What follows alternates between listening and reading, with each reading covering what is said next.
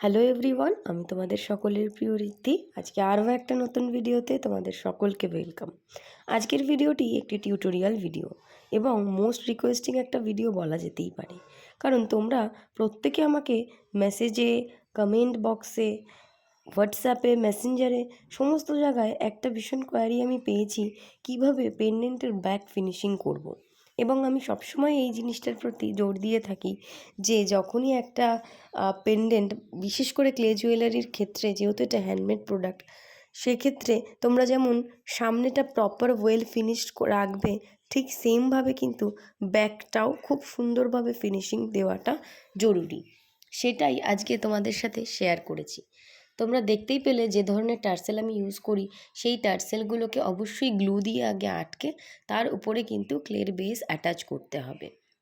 ক্লের বেসটাও কিন্তু প্রপারভাবে ফিনিশিং হওয়া ভীষণ দরকার, সেটা তোমাদেরকে আমি ভিডিওর মাধ্যমে দেখিয়ে দিলাম।